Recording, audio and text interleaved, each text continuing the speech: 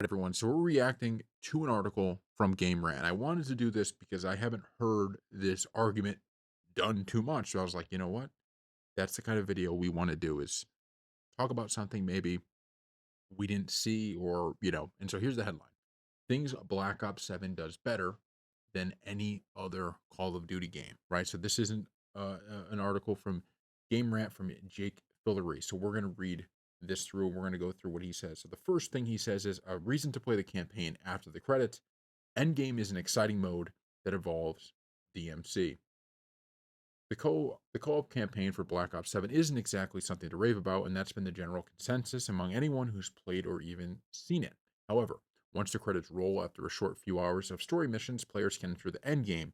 This sprawling activity is a lot of fun to grind camos, acquire XP, and explore with a vast region of Avalon, which, much like was previously seen with DMZ. Players are tasked with completing missions and leveling up their power and unique skills and weapons so that they can become stronger to take on the newer and harder zones featured within Avalon. Exploring the terrain and taking on different challenges for exotic loot is a lot of fun and something no Call of Duty has tried before. So he's saying, okay, look, to be fair, I haven't played the campaign yet, but I'm just going to go off of what we're reading here. He's saying people don't really like the campaign, but there is this added after, the campaign mode that's pretty fun. Here's my issue, and I haven't played the campaign yet, but I'm just going off what he's saying. The issue is that maybe this is a great game, but it's not Call of Duty.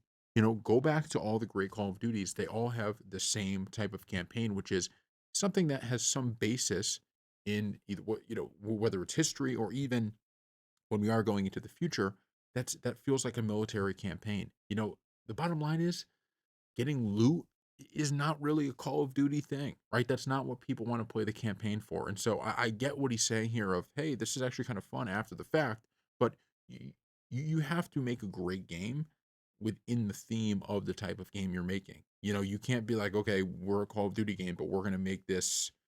We decided we completely changed the multiplayer to something completely different. Oh, but that multiplayer is pretty good. It's like, well, but it's not Call of Duty multiplayer, right? That's what the fans are buying. If you wanted to make this game, go make a separate game. Don't change. And so I think I slightly disagree with this just because it really doesn't matter to me necessarily if even the campaign is fun, if it's not doing what the Call of Duty campaign should be doing. Next one, further evolution to zombies build crafting. Build crafting is new to zombies and it's seen further evolution in Black Ops 7. While it's not by much, there are still augments to research in Black Ops 7 zombies, and some are far stronger than those featured in Black Ops 6. What's even better in the final augment to unlock across Perca-Colas, field upgrades, and ammo mods, players can equip an extra minor augment when they 100% research something, and this means that they can bring in one major augment and two minor augments. This is a huge bonus that could truly change the way players experience zombies as they will harness immense power that is unique to them while there's a meta worth discovering for each perk, field upgrade, and ammo mod. The fact that you can equip anything to play how you want to play makes augments so much fun and rewarding to acquire. So he's talking about, kind of the changes here to zombies. I actually agree with him on this. Look, I'm a huge fan of the old style of zombies, but if you have a PC, you could play unlimited of that style in Call of Duty World at War. They have custom maps. They have custom maps in Black Ops. Is it Black Ops 4? I forgot. It's one of the Black Ops games. You could look it up and you could find it. So there's enough of that you can have as much fun as you want in the old style of zombies. I really, really like this new zombies. I like the movement feels great. They've really done a great job, I think, of speeding up the actual gameplay in terms of like when I restart, I don't feel like you do in regular zombies, which is back to level one, right? That's how you feel. Back to level one. All right, I got a knife.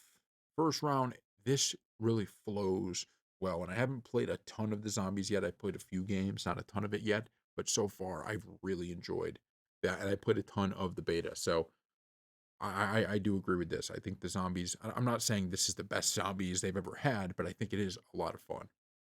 Next one, the biggest offering of launch content for multiplayer maps. Over 15 maps on launch provide fun, not repetition. Most modern Call of Duty games won't launch with a lot of maps since they're getting ready to produce a DLC season that will allow for more maps to be released throughout the coming months. However, Black Ops 7 makes sure that it launches with a plethora of offerings, which is why there are over 15 maps on launch to enjoy. From new designs to old favorites, Black Ops 7 has them all. There are some great new maps created for Black Ops 7 that really highlight the design team well. with decent lanes, height advantage, and control zones. However, the real show stealer is the return of immense classics like Express, Hijacked, and Raid, with more promise to come in the coming weeks and seasons. So I think there's a level of truth, in terms of that. But the problem is, and where I'm going to push back, is that the number of maps doesn't really matter to me. It's more about, are these maps great? I think the maps in Black Ops 7 are good, very good, but they're not great, right? They don't stack up to me to the maps we remember from Call of Duty 4, uh, World at War, Modern Warfare 2, Black Ops. You go down the list, these don't really go, oh yeah, those are often. Oh, those are awesome. And yes, Hijacked, I like Hijacked. Don't get me wrong, I like Raid, and I do like Express, but part of the problem here is as well is that because you have so many maps, you're not going to play those as much as maybe you would have in a game with less maps. And I'm not saying they should have less maps. I'm just saying the problem is the overall number. It's like, okay, we have about, you know, a decent number of maps here, but they're all like B's, right? Instead of maybe having 10 maps that are all A pluses, or, eight of them are A pluses and the other. So I like the maps, but I don't think they're the best we've seen in the series. And I don't think just the sheer number is actually better, because if you just have a bunch and nobody's really excited to play them, that's an issue. Not saying I don't like the maps. I do, but I think that is something to keep in mind. Bringing back open matchmaking to a pre-MW 2019 world. Skill-based matchmaking is optional again. Call of Duty always had some form of skill-based matchmaking, with league play allowing players to test their skills against players of similar skill. However, this was changed in Modern Warfare, that's 2019, in which every lobby, no matter what, would have SBMM.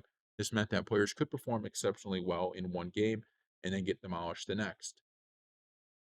Black Ops 7 is the first Call of Duty in 6 years that's removed SPMM for its core game modes, and while skill is minimally considered with your lobbies, you can still enjoy some lobbies with SPMM with the right playlist. Listening to the fans and bringing back open matchmaking provides a gambling blast, as you might conquer a lobby or be decimated by it.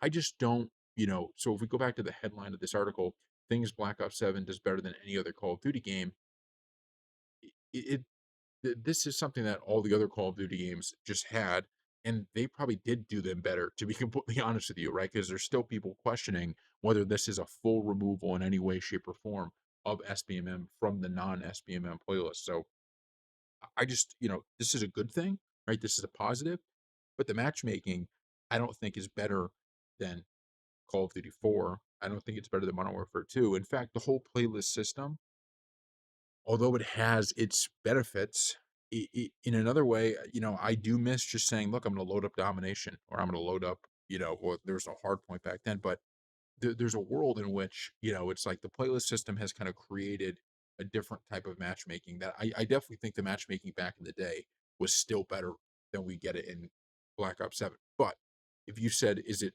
the best in Call of Duty since 2019? Yes. Banking on nostalgia for multiplayer and zombies. Black Ops 7 is one of the most beloved Call of Duty, or Black Ops 2, sorry, is Black Ops 2 is one of the most beloved Call of Duty games of all time, and for good reason. With so many perfect guns and maps, it's no wonder it ranks so high in anyone's list. That's why Black Ops 7 excels in banking on the nostalgia. Previous Call of Duty games seem to ignore their older entries, but Black Ops 7 seems to be all in on the nostalgia for Black Ops 2. They're returning weapons from the previous game, and even the characters from the campaign provide a nostalgia overload. What's better yet is the classic maps have returned to multiplayer, with everyone's favorite Hijacked and more classics. The deepest set of nostalgia comes in Zombies mode, as its launch map itself is inspired by Black Ops 2's launch map, Transit. However, where the nostalgia really comes in is with its four new zombie crew operators. The return of Dempsey, Richtofen, Nikolai, and Takio provides a thrilling experience in terms of narrative, writing, humor, and general interest in the Zombies mode. So that's the final one he has there. I just don't think, when I'm looking at this, banking on nostalgia, like, that's part of the problem, is that this is a game that is, like, okay, let's add in these kind of nostalgic things. It's like, but what is new here that is necessarily, the thing that we're going to point to and say, this is the best it's been, right? Saying we took stuff from the old games and brought it into this, that's not enough for me to say, oh, this is better than, Black Ops 2, right? It's not. It's taking from a great game and adding it in to try to make this game better. And I think that's part of the problem. So overall, on this article, I like that it was written. You know what I mean? Because it's an interesting thing to think through. I just don't know if any of these things, besides the zombies, because I do think there's an argument to say the zombies are really, really enhanced. And I do like the old format. Don't get me wrong. I'm not saying I don't like the old format, but to me, playing the zombies is just a really, really fun experience right now, and for good reason. But I just don't know if any of these things here are an example of this game doing anything better than prior Call of Duties, right? I just don't see any of them necessarily as this is the reason that Black Ops 7 does it better. The campaign might you could say I love, the kind of new game plus after the campaign's over, but not for a Call of Duty game, right? That's not the type of campaign people want, which is why people don't like it.